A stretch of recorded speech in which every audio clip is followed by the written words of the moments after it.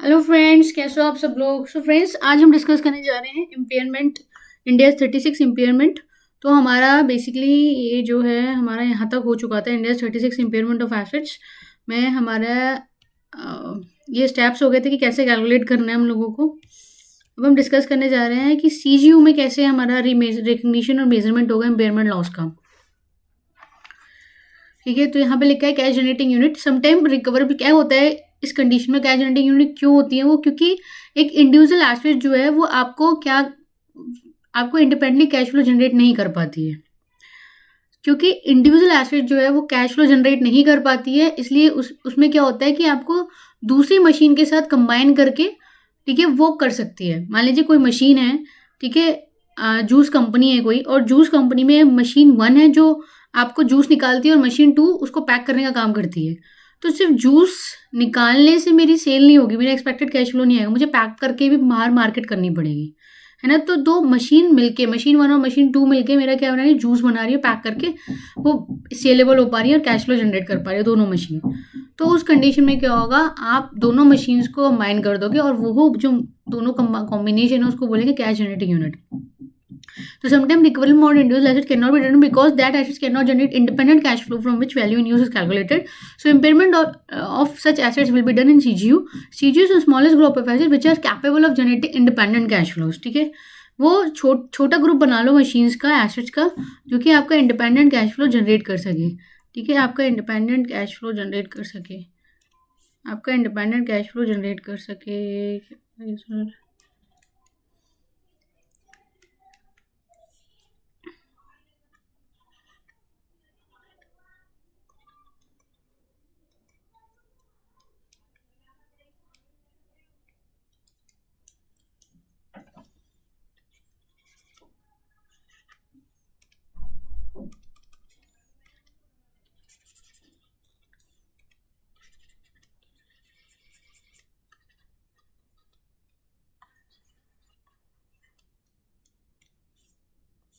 पता नहीं क्या इसको, एनीवेज, ठीक है, अब हम आते हैं इस पे। ओके, तो ए लिमिटेड, या so A limited is a juice company, prepare juice concentration by using machine 1 and ठीक है, and pack it in bottle for sale by using machine 2. Here machine 1 and 2 cannot generate independent cash flow from the business, hence they should be clubbed together. एक साथ club करना चाहिए उसको as a CG for impairment testing because they can generate independent cash flow together. वो मिलके ही independent cash flows आपके बना सकती हैं। Okay, goodwill acquired in the business combination corporate assets, office building। जो भी बिजनेस कॉम्बिनेशन में आपको गुडविल एक्वायर होगी और कॉर्पोरेट एसेट्स में, मान लो जो ये गुडविल जो है ना वो अकेले, अब बिजनेस कॉम्बिनेशन में आपको गुडविल एक्वायर होती है तो वो अकेले कैश जनरेट नहीं कर सकती। आज मेरी गुडविल है, सिर्फ मेरा सामने वाला गुडविल खरीद के क्या कैश जनरेट कर पाएगा? नहीं। अल्टीमेटली मुझे मेरी जो सर्विस है, मेरी अगर गुड्स है, मेरा अगर प्रोडक्ट बेस्ड कंपनी है तो मेरा प्रोडक्ट बिकेगा तभी तो कैश फ्लो जनरेट होगा, है ना। मात्र गुडविल होने से कैश फ्लो जनरेट नहीं होने वाला, तो इसलिए इसे भी सीजीयू में डाला जाता है। और कॉर्पोरेट एसेट्स, मान लीजिए आपकी ऑफिस बिल्डिंग है, अब वो ऑफिस बिल्डिंग खुद में इंडिपेंडेंट कैश फ्लो जनरेट नहीं कर सकती। ठीक है, ऑफिस बिल्डिंग मैंने क्यों रखी है? ताकि मेरी एडमिनिस्ट्रेशन चले, मेरी सेल्स हो, मेरी मार्केटिंग हो, सब कुछ हो, है ना। लेकिन वो इंडिविजुअल मैं अगर बाहर बेचने जाऊँ, ठीक है, बाहर मतलब उसके जो डेली कोर्स ऑफ मेरा बिजनेस है, तो इंडिपेंडेंटली क्या मेरी जो आउटपुट है वो जनरेट कर सकती है? नहीं, वो जनरेट नहीं कर सकती। वो तो प्लांट है मेरा, वो मुझे जनरेट करके देगा। ठीक है, अगर मैं कोई प्रोडक्ट बेस्ड काम कर रही हूँ तो वो प्लांट मेरा जनरेट करके देगा। मेरी कॉर्पोरेट जो ऑफिस बिल्डिंग है वो मुझे इंडिपेंडेंट कैश फ्लो जनरेट करके नहीं दे रही है, तो इसलिए ये भी सीजी हो जाता है। So can not be tested for impairment individually because they can not generate independent cash flows. Okay,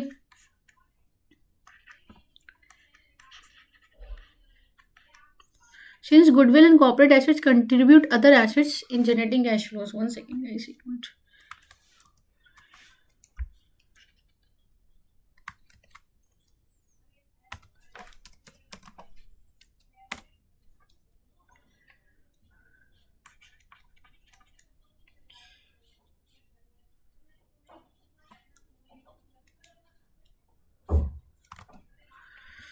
हाँ, so since goodwill and corporate assets contribute other assets generating cash flows, ठीक है. So impairment goodwill and corporate will be done in CGU only. Allocation of goodwill and corporate assets to multiple CGU for impairment testing. Goodwill and corporate assets are allocated to multiple CGU on the basis ratio given in the question. जो भी आपके goodwill और corporate assets में जो ratios दी होंगी उसी में आपका जो ये गुडविल और कॉर्पोरेट एसेट्स है वही एलोकेट किया जाएगा. इफ क्वेश्चन आज allocate on pro rata basis, अगर क्वेश्चन कहता है कि प्रो राटा बेसिस पे कैलकुलेट करो तो फिर इसे आप क्या करोगे, प्रो राटा बेसिस पे कैलकुलेट कर दोगे. तो आप क्या करोगे, मल्टीपल सीजीयूज को मतलब डिवाइड कर दोगे. उसमें carrying amount of other assets in CGU और useful life of CGU, ratio of each CGU आ जाएगा. ठीक है. और there may be some unallocable goodwill और कॉर्पोरेट से which will be treated for impairment different manner. तो सबसे पहले क्या करोगे, सबसे पहले ये है कि जो भी रेशियो दिया हुआ है उस रेशियो में कॉर्पोरेट एसेट्स और गुडविल में आप इम्पेयरमेंट टेस्टिंग करके जो भी अमाउंट आ रहा है, ठीक है, वो आप डिवाइड करके उसमें लेस कर दोगे. लेकिन अगर प्रो डेटा बेसिस पे कह रहा है तो आप क्या करोगे, जो दूसरी एसेट्स हैं, ठीक है, उनकी जो भी कैरिंग वैल्यू आ रही है मल्टीप्लाई यूजफुल लाइफ उनकी, उसमें प्रो डाटा बेस पे कर दोगे. ये सेकंड ऑप्शन है. और कुछ अगर अनुकूल गुडविल और कॉर्पोरेट एसेट्स है तो वो डिफरेंट ट्रीटमेंट के लिए will be tested for impairment different manner, तो वो डिफरेंट मैनर में कैलकुलेट होंगे. तो इसके ये सारा चीज़ें तीनों चीज़ें मैं एग्जाम्पल से समझ में आएंगी. तो सीजीयू पे क्या स्टेप्स फॉलो किए जाएंगे कैलकुलेशन रिकग्निशन में, ये सारे स्टेप्स दे रखे हैं. कितने स्टेप्स हैं फ्रेंड्स, लेट्स सी. ये हमारे स्टेप्स हैं, स्टेप 5. ठीक है, हमारे कितने स्टेप्स हैं, स्टेप्स 5 है. Step 2 follow calculation recognition of impairment loss on CGU, identify whether CGU is impaired. Impairment testing होगी. CGU is impaired if it's carrying amount more than recoverable amount. ठीक है, अगर इसकी जो कैरिंग अमाउंट है वो है 100. ठीक है, और इसका ये है 110 रुपये. ठीक है, इसकी जो कैरिंग अमाउंट है वो है 100 और सॉरी कैरिंग अमाउंट है 120. ठीक है, इसका कैरिंग अमाउंट है 120 और इसका रिकवरेबल अमाउंट है 110 या 100 मान लो, है ना. तो भाई कैरिंग अमाउंट तो ज़्यादा है, रिकवरेबल कम है, तो ये हुई हमें कि इम्पेयरमेंट टेस्टिंग. तो इम्पेयरमेंट करना पड़ेगा. अब आप क्या करोगे, कैरिंग अमाउंट निकालोगे सबका. आप पीपी का कैरिंग अमाउंट निकालोगे, आप इंटेंजिबल एसेट्स का कैरिंग अमाउंट निकालोगे, आप करंट एसेट्स का कैरिंग अमाउंट निकालोगे, आप गुडविल का कैरिंग अमाउंट निकालोगे.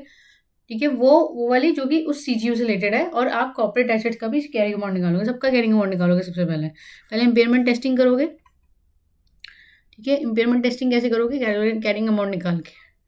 अब कैरिंग अमाउंट सबका टोटल करोगे. अब मान लो ये टोटल आ रहा है आपका 2000. ठीक है, ये आ रहा है आपका 2000 रुपये. ओके, ये आ रहा है आपका 2000 रुपये.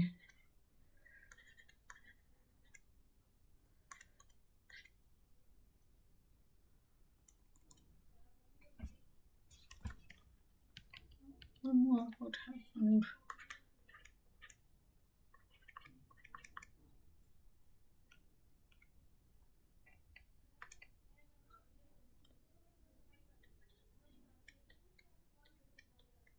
ठीक है, यार आपका 2000 रुपये. और आपका जो इम्पेयरमेंट है, जब आपने रिकवरी अमाउंट कैलकुलेट किया तो वो आ रहा है आपका 1800 रुपये. ठीक है, तो भाई अब आपको इम्पेयरमेंट करने की ज़रूरत पड़ जाएगी. इम्पेयरमेंट लॉस कैलकुलेट करोगे. इम्पेयरमेंट लॉस कितना होगा, कैरिंग अमाउंट ऑफ सीजीयू ये 2000 रुपये है और रिकवरी अमाउंट कितना हो गया इसका 1800 रुपये. तो 200 रुपये आ गया आपका impairment loss. Impairment of borne by assets CGU in the following. Firstly आप गुडविल में एलोकेट कर दोगे up to carrying amount of goodwill. जितनी भी पड़ी हुई गुडविल उतना कर लोगे. मान लो ये बढ़ रही है 50 कैरिंग अमाउंट, तो उतना आप रिवर्स कर दोगे इसमें से 50 रुपये. फिर by that asset which can be treated tested for impairment individually also. तो कोई भी मशीन अगर इंडिविजुअली जनरेट कर पा रही है कैश फ्लोज, तो जितना कर पा रही है उतना उस पर रिकग्नाइज कर दोगे. लेकिन उसके लिए भी क्या करोगे, कैलकुलेट करोगे up to the amount of impairment calculate as per topic recognition measurement impairment of individual assets. तो आप क्या करोगे भाई, आप इसकी कैरिंग वैल्यू निकालोगे और इसका रिकवरेबल अमाउंट निकालोगे. इन दोनों में से जो भी लोअर होगा वो देख लोगे, है ना. और जो भी कैरिंग वैल्यू आई है उसमें से माइनस करके जो वैल्यू निकल के आएगी उतना ही आप इम्पेयरमेंट करोगे. At last remaining impairment of CGU will be borne by all these assets in CGU in the ratio of their carrying amount. फिर अगर फिर भी बच गया, फिर उसके बाद आप क्या करोगे, जो भी भाई इसकी कैरिंग वैल्यू है ना उसके रेशियो में बांट दोगे. ठीक है, no impairment loss of CGU will be borne by current assets that is inventory. Inventory में कोई इम्पेयरमेंट लॉस नहीं होगा क्योंकि ये इंडेस 36 कवर करता नहीं है, वो इंडेस 2 कवर करता है. ठीक है, इंडेस 2 कवर करता है. उसमें भी जो फिनिश गुड्स हैं, हमने पढ़ा था कि जो फिनिश गुड्स हैं और जो आपके वर्क इन प्रोग्रेस है वो हमेशा कॉस्ट एंड आरबी वैल्यू होते हैं, और जो रॉ मटेरियल है वो आपकी, अगर आपके finish good expected to be sold below cost है तो फिर वो आपका रिप्लेसमेंट वैल्यू पे वैल्यू होता है आपका जो भी रॉ मटेरियल होता है। और अगर आपका एक्सपेक्टेड अबव कॉस्ट है, मतलब जो फिनिश गुड्स हैं वो expected to be sold above cost है, तो फिर वो आपका मेजर किस में होगा, आपका मेजर होगा कॉस्ट पे, रॉ मटेरियल। ठीक है, तो ये था। तो अब तक calculate impairment loss for unallocable goodwill और अनअलोकेबल। अब ऊपर वाला जो पार्ट जो हम पढ़े थे ना, अनअलोकेबल गुडविल और अनअलोकेबल कॉर्पोरेट एसेट्स, ठीक है, आप निकाल नहीं पा रहे हो, आप डिटरमिन नहीं कर पा रहे हो कि गुडविल और कैपिटल एसेट्स कितनी है हमारी। तो इस calculate by impairment testing for entity as a whole. तो फिर impairment testing entity as a whole होगी, कैरिंग अमाउंट सबके निकालोगे, CGU1 CGU2 CGU3 unallocable total. फिर मतलब आप जनरेट ही नहीं, पता नहीं कर पा रहे हो, मिक्स भी कर लिया आपने, ये भी नहीं पता कर पा रहे हो कितना एक्सपेक्टेड इंडिपेंडेंट कैश फ्लोज आएगा। तो फिर आप क्या करोगे, impairment loss on each CGU calculate करोगे। फिर आप रिवाइज कैरिंग अमाउंट निकाल लोगे CGU का आफ्टर रिपेयरमेंट। ठीक है, फिर रिकवरेबल अमाउंट निकाल लोगे। इन दोनों में से जो भी, ठीक है, इन दोनों में से जो भी अगर लोअर होगा, मान लीजिए CGU है, अब CGU आपका 2,000 रुपये निकल के आया, ठीक है, और ये कितना निकल के आया आपका 1,800 रुपये। ठीक है, ये आपका 1,800 रुपये निकल के आया, एक मिनट, ये आपका 1,800 रुपये निकल के आया। ठीक है, और ये निकल के आया आपका 2,000 रुपये। ठीक है,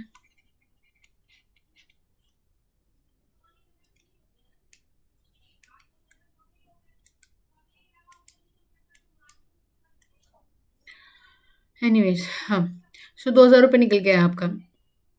अब कितना रिकवरेबल कम निकल के आया ना, तो 200 रुपये आप कम कर दोगे।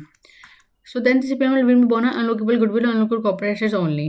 सिर्फ अनलोकेबल गुडविल और अनलोकेबल कॉर्पोरेट एसेट्स बियर करेंगे, because CGU is already empire in step 2, क्योंकि CGU इम्पेयर्ड हो गई स्टेप 2 में आपकी। और इम्पेयरमेंट का रिकग्निशन क्या होगा, वो जनरली रिकग्नाइज होगा P&L से। अगर कोई बैलेंस आपका रिवोल्यूशन सरप्लस में पड़ा हुआ है इम्पेयर्ड एसेट्स लेके, तो इम्पेयरमेंट लॉस पहले रिवोल्यूशन सरप्लस से होता हुआ जाएगा। मतलब क्या हो जाएगा, रिवोल्यूशन सरप्लस आपका डेबिट हो जाएगा। ठीक है, impairment loss debit to assets होगा और revaluation surplus debit to impairment loss हो जाएगा up to the new balance existing in entity. जैसे एंट्री डली हुई impairment loss account debit to assets, फिर रिवोल्यूशन सरप्लस से ही बैलेंस गया है पहले, ठीक है, टू इम्पेयरमेंट लॉस, और जो भी बैलेंस बचा है वो बैलेंस शीट में P&L में चली गई है। फिर रिवाइज कैरिंग अमाउंट निकालोगे आप CGU का। ठीक है, RCA revise carrying amount after impairment loss is charge. तो फिर impairment loss, carrying amount before impairment loss minus impairment loss. ठीक है, सबकी कैरिंग अमाउंट आ गई बेसिकली। फिर डेप्रिसिएशन इसी रिवाइज आपके RCA पे चार्ज भी किया जाएगा फ्यूचर में भी। ओके,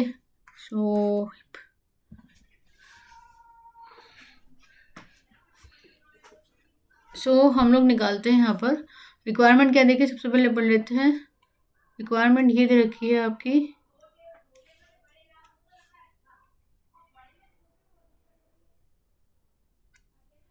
ये दे रखा है calculate impairment loss and revise carrying amount of each asset after repayment. ठीक है, इम्पेयरमेंट लॉस आप कैलकुलेट करोगे और रिवाइज कैरिंग अमाउंट कैलकुलेट करोगे।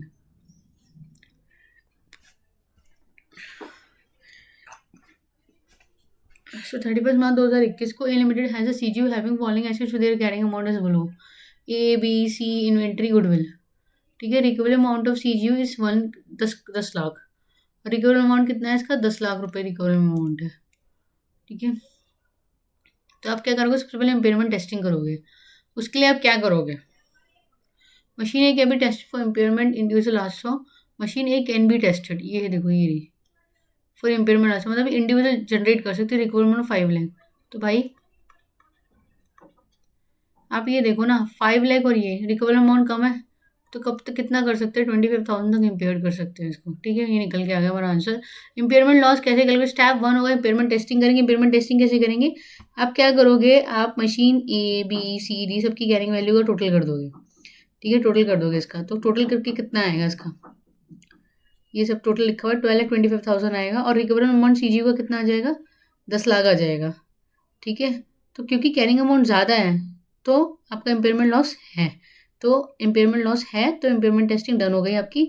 अब इम्पेयरमेंट लॉस कैलकुलेट करोगे, कहाँ कहाँ कितना कितना रिकग्नाइज करें, तो सबसे पहले आप किस में रिकग्नाइज करोगे, गुडविल में, तो 1.5 लाख गुडविल माइनस कर दोगे। ठीक है, सबसे पहले तो ये उड़ जाएगी, पहले नंबर पे। ठीक है, दूसरे नंबर पे इन्वेंट्री तो आएगी नहीं आपकी, दूसरे नंबर पे ये इंडिविजुअल जनरेट कर सकती है, इसकी इम्पेयरमेंट टेस्टिंग के बाद ही आ जाएगी। तो 25,000 ये उड़ जाएगी। कितने हो गए? 1,75,000 हो गए। ठीक है, 2,25,000 1,75,000 गए तो कितने बचे? 50,000 रुपये। तो 50,000 रुपये आप बी और सी में डिवाइड कर दोगे, इनके रेशियोज़ में 50,000 बी और सी में डिवाइड कर दोगे। So impairment loss CGU, this impairment loss में borne by following assets, firstly goodwill, फिर मशीन ए 25,000 और मशीन बी और सी 50,000 जो बचा आपका। तो 50,000 को आप डिवाइड कर दोगे भाई। ठीक है, 50,000 कितना हो जाएगा? 35, 25, इसी 50,000 10 और 35 कितना हो जाएगा? 5 5 से 25, 5 7 35, 5 2 9 5 7। ठीक है, तो 5:2 हो जाएगा। इतना डिवाइड हो जाएगा तो इतना आप रिकॉग्नाइज कर सकते हो, इतना इम्पेयरमेंट लॉस आप माइनस कर सकते हो। So no impairment loss borne by inventory, वो तो हमने लिखा ही था। आउट ऑफ स्कोप है, स्कोप्ड आउट है। Out of India 36, not applicable. Step 3, step 3 किस चीज़ का था आपका? स्टेप 3 किस चीज़ का था फ्रेंड्स? स्टेप 3 था आपका कैलकुलेट अनअलोकेबल। तो अनअलोकेबल की बात ही नहीं हो रही यहाँ पर, तो है ना, इसलिए स्टेप 3 आएगा ही नहीं। और स्टेप 4 इम्पेयरमेंट लॉस की रिकग्निशन, तो वो पूछा ही नहीं क्वेश्चन में। ठीक है, फिर रिवाइज कैरिंग अमाउंट आ जाएगा सबका। रिवाइज कैरिंग अमाउंट आ जाएगा, इसमें इम्पेयरमेंट लॉस चला गया। ठीक है, इसमें चला गया, फिर इसमें चला गया, तो टोटल हमारा 10 लाख हो गया। तो ऐसे करके हो जाएगा। ठीक है, नोट, अब नोट आता है, goodwill acquired in business combination is partial goodwill. ठीक है, NCA is measure rate as per PSN। जब भी कभी PSN मेथड मतलब नेट एसेट्स मेथड वाला यूज होगा तो उसमें जो गुडविल आएगी वो पार्शियल मानी जाएगी। ठीक है, उसमें जो गुडविल आएगी वो पार्शियल मानी जाएगी। Then unorganized goodwill attributable to NCA is also considered for calculating impairment loss only। जो हमने NCA वाली रिकॉग्नाइज नहीं की है वो भी आपको इम्पेयरमेंट लॉस में कंसिडर नहीं करनी पड़ेगी, वो भी आपको इम्पेयरमेंट लॉस में कंसिडर करनी पड़ेगी। ठीक है, तो unrecognise goodwill attributable to NCI, partial goodwill divide by parent का शेयर इनटू NCI शेयर्स। ठीक है, ये हो जाएगा।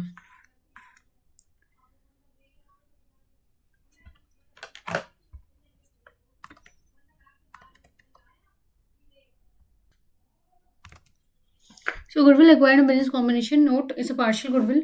ठीक है, क्योंकि हम PSN मेथड यूज़ करते हैं, जब फेयर वैल्यू मेथड यूज़ करते हैं वो फुल गुडविल होती है, क्योंकि वहाँ पे क्या होता है, जो फेयर वैल्यू होती है उसमें गुडविल का पार्ट भी होता है। लेकिन PSN मेथड में क्या होता है, PSN मेथड में अपना स्टेक निकाल लेते हैं नेट एसेट्स में से। आपको याद होगा तो नेट एसेट्स में कितना अपना परसेंट स्टेक निकाले, जैसे 20% का हो गया, 80% तो उस कंपनी ने एक्वायर कर लिया, 20% नॉन कंट्रोलिंग इंटरेस्ट वाला हो गया। तो क्योंकि ये 20% हो गया, लेकिन इस नेट एसेट्स में गुडविल तो है ही नहीं, है ना, तो इसलिए पार्शियल गुडविल हो जाते हैं। पार्शियल गुडविल, और पार्शियल गुडविल में किसका पार्ट होता है? वो उस एंटिटी का होता है, NCA वाले का तो होता ही नहीं है ना। तो उसमें क्या करेंगे, जब भी इम्पेयरमेंट निकालना है तो उसको पूरा कन्वर्ट करेंगे। तो unrecognized goodwill attributable to NCA क्या हो जाएगा आपका? Partial goodwill divide by parent का शेयर है। ठीक है, मल्टीप्लाई NCI शेयर्स निकल जाएगा। अब एग्जाम्पल भी दिया हुआ है। ठीक है, इसमें एग्जाम्पल दिया हुआ है, A limited acquire 80% shares of B limited, goodwill arising on acquisition is 800, measured at क्या है? PSN है। Okay, carrying amount of net assets, ठीक है, excluding goodwill is 2,700। Calculate IL applicable to parent and NCI and revise carrying amount if recoverable amount of CGU is 2,000 और recoverable amount CGU is 800। तो देखो यार, goodwill arise on acquisition 800 पर है ना, तो ये पार्शियल गुडविल है। अब ये पार्शियल गुडविल है तो उसका 80% निकालो तो 1,000 रुपये हो जाएगा। 1,000 का 20% निकालोगे कि 80% तो A लिमिटेड के पास है, तो 20% हो गया। तो 200 जो 200 रुपये आया आपका वो क्या है? पार्शियल गुडविल 200 रुपये इसका है। ठीक है, 200 रुपये इसका है। तो ऐसे करके कैलकुलेट करोगे आप। सो कैरिंग अमाउंट निकालोगे गुडविल का, नेट एसेट से निकालोगे, टोटल ऑफ CGU निकालोगे।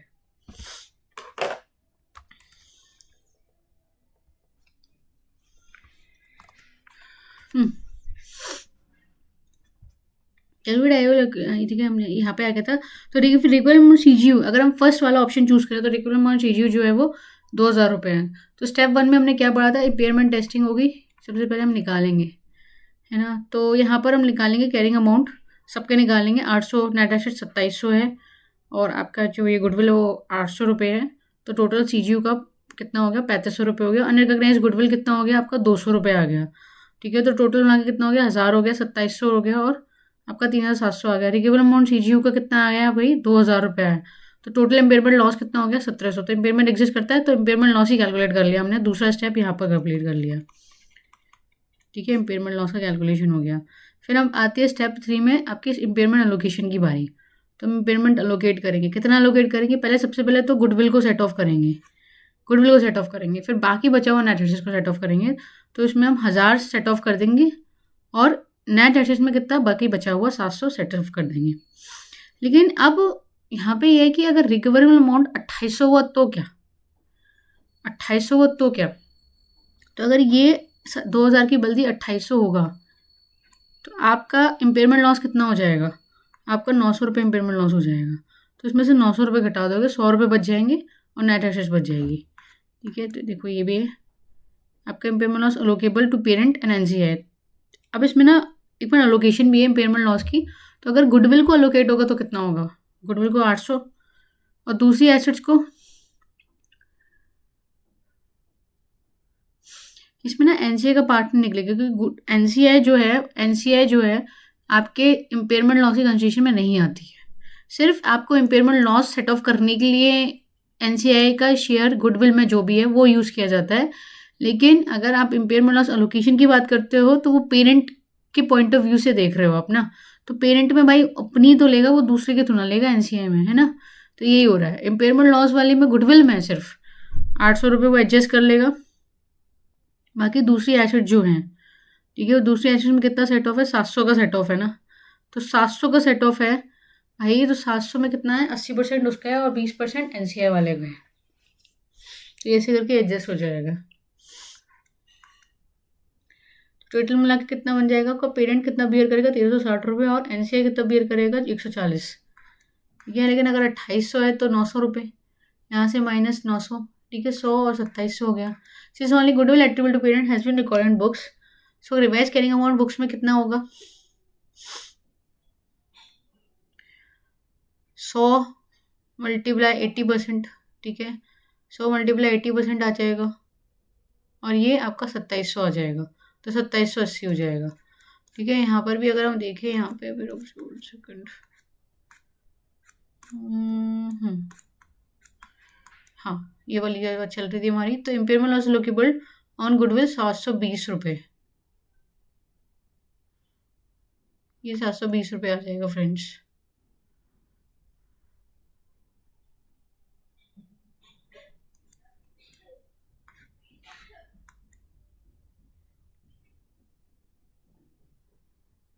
ओके,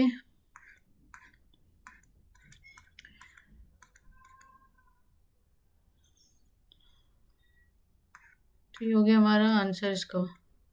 अब रिवर्सिबल इम्पेयरमेंट CGU का क्या होगा,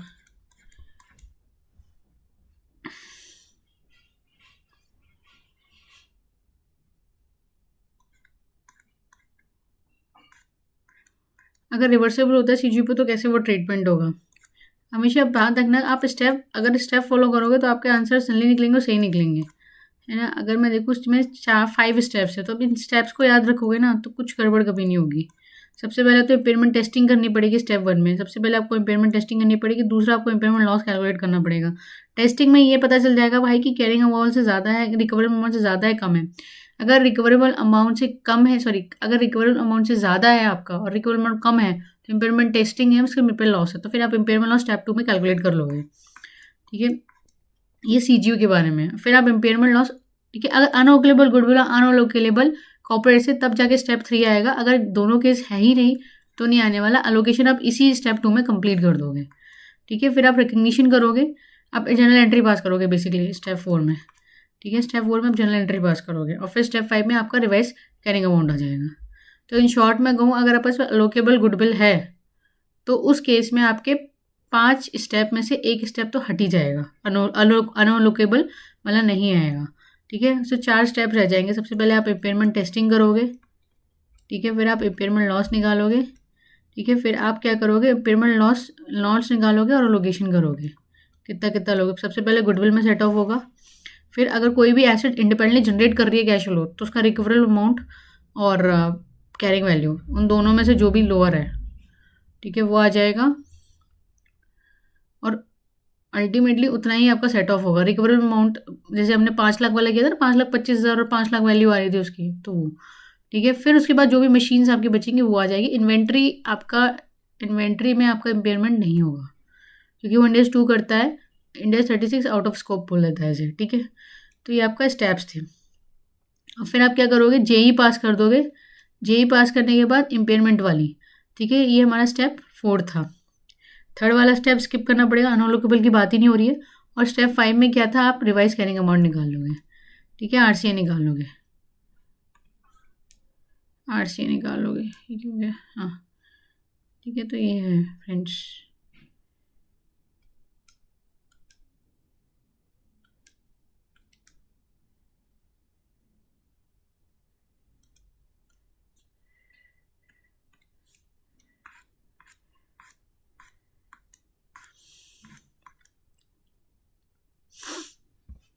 है ना, आप क्या करोगे, इम्पेयरमेंट लॉस जो है रिवर्सल कैसे होगा, impairment recognise CGU earlier years can be reverse if date of reversal, reversal की डेट पे इसका जो कैरिंग अमाउंट है वो आ रहा है 1,000 रुपये और इसका जो रिकवरेबल अमाउंट है वो कितना आ रहा है आपका 1,200 रुपये। तो रिकॉल अमाउंट बढ़ गया अचानक से 1,200 रुपये, ठीक है। तो फिर उस केस में आपने रिवाइज किया, आपने फिगर देखी बाहर, हमने देखा यार कैश फ्लोज अच्छे आ रहे हैं और अगर मैं इसे every fair value less cost to sell पर बेचूंगा तो भी अच्छा अमाउंट आ रहा है। दोनों मिला के दोनों में से जो भी हायर है वो कितना आ रहा है, 1,200 रुपये आ रहा है, ठीक है, 1,200 रुपये बिक जाएगी अब एस्टिमेट जो है, ठीक है। तो वो 1,200 रुपये आ जाएगा। तो आपको पता है कि कैरिंग अमाउंट 1,000 रुपये है, तो भाई 1,200 रुपये है, तो 200 रुपये रिवर्सल इम्पेयरमेंट का होना चाहिए। तो आप क्या करोगे, स्टेप में calculate the carrying amount of each asset, मतलब स्टेप 1 तो यही रहेगा, आप कैरिंग अमाउंट तो कैलकुलेट करना पड़ेगा आपको हर एसेट्स का in CGU on date of reversal of IL. Calculate amount of reversal of impairment loss, maximum possible amount of reversal कितना पॉसिबल है, recoverable amount of CGU on date of reversal, मान लीजिए 1,200 रुपये आ गया और कैरिंग अमाउंट आ गया, ठीक है। तो ये आ गया आपका maximum possible. This reversal of impairment loss will be done in assets in CGU as follows. Firstly, to debt assets for which recoverable amount is also available individually. ठीक है, फर्स्टली वो एसेट्स को जिसके लिए रिकवरेबल अमाउंट आपका available है individually, up to the amount of reversal of impairment loss calculated as per topic reversal of impairment loss individual assets, ठीक है। तो up to the amount of reversal of impairment loss calculated as per topic reversal of impairment loss individual assets, thus remaining maximum possible amount of reversal of impairment loss will be done in all other assets which were impaired earlier in CGU. जो भी आपका remaining possible amount reversal का impairment loss का वो सारे assets में किया जाएगा जो कि इम्पेयर्ड हुए थे सीजीयू में in the ratio of their carrying amount on the date of reversal, but revise carrying amount of these assets after above reversal should not exceed their carrying amount on the date of reversal if these assets were never impaired. लेकिन जो भी revise carrying amount होगा इन assets का reversal के बाद भी वो उसकी कैरिंग वैल्यू से एक्सीड नहीं करना चाहिए, एज इफ कि जैसे वो एसेट्स कभी इम्पेयर नहीं हुई थी तो जो कैरिंग वैल्यू आती, ठीक है, मान लीजिए मैंने 1,00,000 पे खरीदा था, ठीक है, कोई इम्पेयरमेंट नहीं हुई थी, ठीक है, उसमें क्या हुआ 2 साल की डेप्रिसिएशन लग गई तो 80,000 रुपये, तो भाई आपका 80,000 रुपये, ठीक है, से ज़्यादा रिवर्सल नहीं हो सकता, मतलब इतना रिवर्सल नहीं हो सकता कि अगर आप जो भी आपकी कैरिंग अमाउंट आ रही है उसमें आप इम्पेयरमेंट लॉस रिप्लेस कर रहे हो कि वो 90,000 पहुंच जाए, इतना रिवर्सल नहीं होगा। सिर्फ इतना रिवर्सल हो सकता है कि 80,000 तक हो जाए बस अमाउंट, ठीक है, एड बैक हो जाए 80,000 तक हो जाए अल्टीमेटली, ये बोलना चाह रहा है ये, ठीक है। तो ये हमारा स्टेप 2 है, बहुत प्रीशियस अमाउंट इंपॉर्टेंट स्टेप है ये, ठीक है। अगर इसमें आपने सही कर दिया तो सब सही चला जाएगा, ठीक है। तो ये मैक्सिमम पॉसिबल यही बोल रहा है, एग्जाम्पल से भी समझ में आ जाएगा, इसका एग्जाम्पल भी दे रखे हैं। फिर हम स्टेप 3 में रिकग्निशन करेंगे of impairment, reversal of impairment loss का। Reversal of impairment generally recognise P&L, लेकिन अगर ओसीआई में रेवेन्यू सरप्लस दिख रहा है, रिवैल्यूएशन सरप्लस, ठीक है, तो पहले तो वो खत्म करोगे आप। तो फिर impairment loss is recognize in revaluation surplus in earlier year, then reversal of impairment firstly recognize revaluation surplus, ठीक है, क्या हो जाएगा, रिवैल्यूएशन वो डेबिट हो जाएगा और इम्पेयरमेंट लॉस क्रेडिट हो जाएगा up to the impairment loss recognize in revaluation in earlier year. चलिए एंट्री क्या होगी, asset debit to impairment loss reversal, impairment loss reversal debit to revaluation surplus to P&L, ठीक है, क्योंकि आपका रिवैल्यूएशन सरप्लस में डेबिट हो रहा होगा, ठीक है। रिवैल्यूएशन सरप्लस में डेबिट क्यों हो रहा होगा, क्योंकि हमने इम्पेयरमेंट लॉस रिकग्नाइज किया होगा अर्लियर ईयर तक, तो उतना तो आप उतना तो आप फिर से रिवर्स करोगे ना, तो क्रेडिट करोगे ना इसको, ठीक है। रिवर्सल हो रहा है तो क्रेडिट करोगे। फिर रिवाइज कैरिंग अमाउंट आ जाएगा ईच स्टेप्स का इस ईजीओ में। So carrying amount after reversal क्या होगा, equal to carrying amount before reversal of item plus reversal of IL. Depreciation जो होगा वो आपकी इस रिवाइज आरसीए पे चार्ज की जाएगी, ठीक है। तो हम एग्जाम्पल 4 के कंटिन्यूस में चलते हैं। तो रिमेनिंग लाइफ यूजफुल लाइफ इस मशीन की देख लेते हैं एक बार एग्जाम्पल 4 को एक बार। एग्जाम्पल 4 ये रहा ना, एग्जाम्पल 4, ठीक है। तो ये बात कर रहा है 2021 की, मान लो ये 2021 चल रहा है, ठीक है। ये 2021 की बात चल रही है। तो हमारी रिवाइज कैरिंग अमाउंट कितनी चली गई थी इसमें, रिवाइज कैरिंग अमाउंट सबकी ये आ गई थी, या मशीन ए, मशीन बी, मशीन सी, इन्वेंट्री, ये आ गई थी, ठीक है। रिवाइज कैरिंग अमाउंट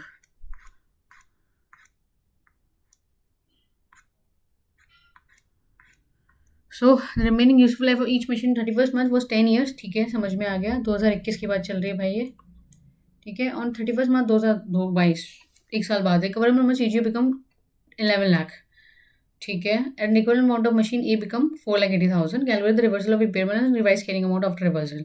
सबसे पहले तो स्टेप 1 पढ़ा था हमने ऊपर स्टेप 1 पढ़ा था, रिवाइज कैरिंग अमाउंट निकालोगे आप, ठीक है, on date of reversal. Date of reversal क्या है, 31 मार्च 2022। 31 मार्च 2022 को डेट ऑफ रिवर्सल निकालोगे आप, ठीक है। तो क्या करोगे, आप रिवाइज कैरिंग अमाउंट निकालोगे। तो कितना कितना था एज ऑन 31 मार्च 2021 को, ये हम देख लेंगे एक बार ऊपर जाके।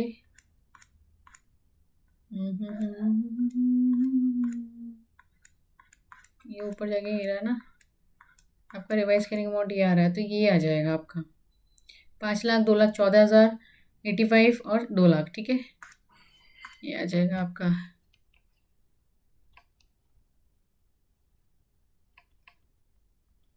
ठीक है। फिर आप डेप्रिसिएशन निकालोगे एक एक साल की, 10 साल है ना, तो एक एक साल के निकालोगे आप, 10 डिवाइड बाय 10, इन्वेंट्री कितने निकालोगे और टोटल ऑफ सीजीओ आ जाएगा आपका ऐसे करके, ठीक है। तो कितना हो जाएगा, 9,20,000। अभी कह रहा है 11 लाख हो गया, तो भाई कितना बढ़ गया, 1 लाख कितना बढ़ गया आपका, 1,80,000 से बढ़ गया। तो मैक्सिमम पॉसिबल रिवर्सल 1,80,000। अब 1,80,000 में, ठीक है, गुडविल पे आप तो ऐड नहीं कर सकते, क्योंकि गुडविल की वजह से एक्चुअली देखो, गुडविल में आप कुछ करोगे नहीं, क्यों नहीं करोगे, गुडविल में एडजस्ट क्यों नहीं करोगे, क्योंकि अल्टीमेटली अगर हमारी गुडविल होती उस कंपनी की, ठीक है, जो बिजनेस कॉम्बिनेशन में एक्वायर हुई है, तो आज इम्पेयरमेंट लॉस हुआ होता, मैं नहीं हुआ होता, है ना। इम्पेयरमेंट लॉस हुआ होता, नहीं हुआ होता। तो भाई गुडविल जो हमने एक्वायर की हुई है, जो खरीदी हुई गुडविल है उस, ठीक है, अगर आज वो मेरे को सस्टेन कर रही होती तो मेरे को ये इम्पेयरमेंट लॉस नहीं करना पड़ रहा होता, तो इसलिए मैं उसे रिकग्नाइज नहीं करूँगी अल्टीमेटली, ठीक है। This reversal while will be done in assets in CGU as follows, ठीक है। तो मशीन ए जो कि आपको individual independent cash flow generate कर सकती है, ये वाली 4,80,000 रिकवरेबल अमाउंट है इसका, और कैरिंग वैल्यू कितनी है, तो रिकवरेबल अमाउंट बढ़ गया इसका, रिकवरेबल अमाउंट 30,000 रुपये से बढ़ गया, तो आप 30,000 तक ही आप इसको रिकग्नाइज करोगे, रिवर्स करोगे, ठीक है। इसका रिवाइज कैरिंग अमाउंट, अच्छा सॉरी, मैक्सिमम पॉसिबल कितना होता है, मैक्सिमम पॉसिबल निकालना पड़ेगा इस केस में, रिवर्सल के केस में। तो अगर मान लो मेरी इम्पेयरमेंट नहीं हुई होती मशीन ए में, मेरी मशीन ए में इम्पेयरमेंट नहीं हुई होती, मशीन ए ऊपर जाना पड़ेगा हम लोगों को उसके लिए। मशीन ए में अगर आज मेरी मशीन ए में इम्पेयरमेंट नहीं हुई होती, मेरी मशीन ए 5,25,000, ठीक है, अगर मेरी आज मशीन में इम्पेयरमेंट नहीं हो रही होती तो डिवाइड बाई 10 हुआ होता, है ना।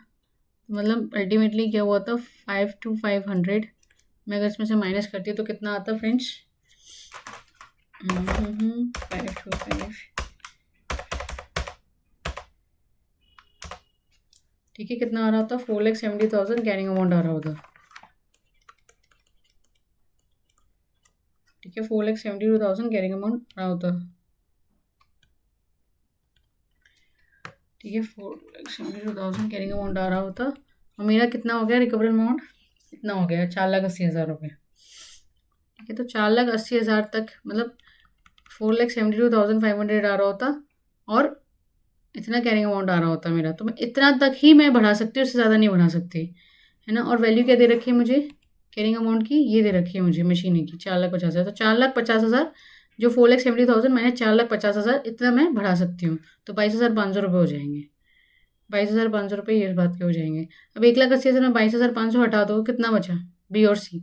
बाकी का जो मेजर होगा वो बी और सी में उसको माइनस हो जाएगा, कंसिडर हो जाएगा, ठीक है।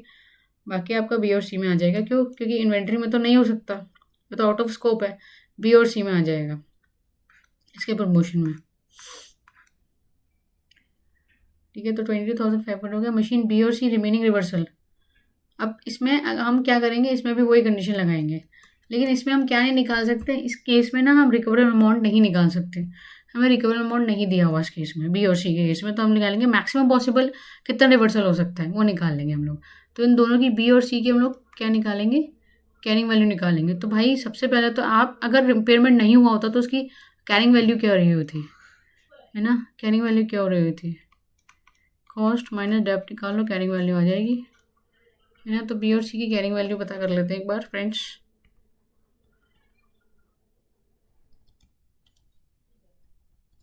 बी और सी 2.5 लाख और 1 लाख, 2.5 लाख और 1 लाख, बी और सी 2.5 लाख और 1 लाख, ठीक है। इसमें डेप्रिसिएशन 25,000 होती और इसमें डेप्रिसिएशन 10,000 होती, कितना होता है आपका, 2,25,000 हुआ होता और ये होता 90,000 रुपये, ठीक है। अब अल्टीमेटली अगर आप देखो ध्यान से तो यहाँ पर आपने कैरिंग अमाउंट बी और सी की निकाली कितनी है, 1,92,077। तो भाई अगर आप इसको देखो तो आप कितना रिवर्स कर सकते हो, 2,25,000 और 90,000, ठीक है, 2,25,000 और 90,000,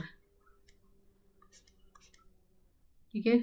कितना आ जाएगा आपका, आप मैक्सिमम इतना ही रिवर्स कर सकते हो जितना उसकी up to the maximum, up to the carrying amount, had impairment not been done, had impairment not been done. अगर इम्पेयरमेंट नहीं हुआ होता तो जो कैरिंग अमाउंट आ रहा है उतना ही आप रिवर्स कर सकते हो, उससे बियॉन्ड नहीं जा सकते हो।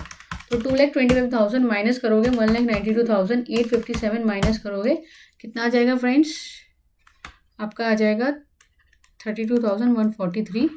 और अगर आप 90,000 माइनस करोगे 77,143 करोगे तो कितना आ जाएगा, 12,857, ठीक है। तो ये आ जाएगा, तो यही इसमें लिखा होगा, इतना आ जाएगा, इतना रिवर्स कर सकते हैं हम लोग। मशीन बी रिमेनिंग कितना आ जाएगा, 1,57,500, the ratio of carrying amount machine B and C, इतना।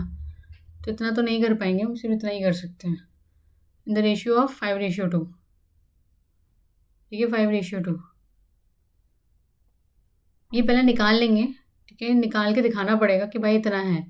फिर carrying amount of machine B if never impaired, अगर नहीं हुई होती तो क्या होता, तो 2,25,000 और 90,000 आ रहा होता। तो reversal to be done in reversal, इतना कैरिंग अमाउंट, जो भी कैरिंग अमाउंट आ रहा है उसको माइनस करके इतना इतना रिवर्स कर रहे होते हैं। हम इतना नहीं कर सकते अल्टीमेटली रिवर्स, 1,57,500 का रिवर्स नहीं कर सकते। अगर इन्होंने बोला था नहीं इसमें करना पड़ेगा 1,12,000, तो फिर बात अलग होती, वैसे नहीं होगा, ठीक है। So no reversal of impairment will be done in goodwill, not asked to pass journal entry. Revise carrying amount कितना हो जाएगा आपका, इतना इतना हो जाएगा, मतलब रिवर्सल हो जाएगा, ऐड बैक हो जाएगा बेसिकली। गुडविल में कुछ नहीं होगा, मशीन ए में 22,500 हो जाएगा, मशीन बी में, मतलब ये अपनी अपनी कैरिंग वैल्यू पे आ गई अगर इम्पेयरमेंट नहीं हुई होती तो टोटल आपको 1,87,500 आ जाएगा, ठीक है। सो फ्रेंड्स ये हमारा चैप्टर ख़त्म होता है, ठीक है, ये इतना ही था। So thank you for watching friends.